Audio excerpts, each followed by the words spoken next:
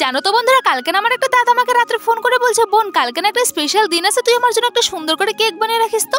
তখন আমি দাদাকে বললাম, কি স্পেশাল দিন আছে আমাকে বল, তাহলে আমি কেক বানাবো, না হলে বানাবো না। তখন দাদা বলে, ওইটা তো কালকেই বুঝতে পারবি আর দেখতেও পারবি কি স্পেশাল দিন। তখন আমি বললাম, তুই যদি আমাকে না বলিস তাহলে কিন্তু আমি কেক বানাবোই না। তখন দাদা বললো, বানাবি না, আবার তোকে এখন আমি এমন একটা কথা বলবো, এই কথাটা শোনার পর তুই একটা কেন আমাকে 10টা কেক বানিয়ে দিবি। তখন আমি বললাম, আমি মোটেও বানাবো না। তখন আমার দাদা বলে, ওই দিন কলেজে তুই একটা ছেলের সঙ্গে যে ঘুরে বেড়াচ্ছিলি সেটা কে রে? তখন আমি বললাম, কোন ছেলে? আমি কোনো ছেলের সঙ্গে ঘুরিনি। তখন আমার দাদা বলে, এই দেখ আমি ফটো মেরে রেখে দিয়েছি, এখন যদি তুই আমাকে কেক বানিয়ে না দিস এই ফটোগুলো তোর বাবাকে গিয়ে আমি দেখাবো। তখন দাদাকে বললাম, ঠিক আছে তাহলে আমি তোকে কেক বানিয়ে দেবো, তুই কিন্তু বাবাকে দেখাস না।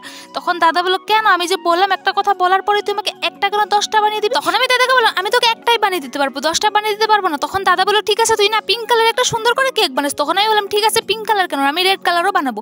বাই দিও, তোমাদের কার কার পিঙ্ক কালার পছন্দ তারা প্লিজ আমাকে একটা করে পিঙ্ক হার্ট দিয়ে যাও, তাহলে আমি বুঝতে পারবো যে তোমাদের পিঙ্ক কালারটা ভীষণই পছন্দ।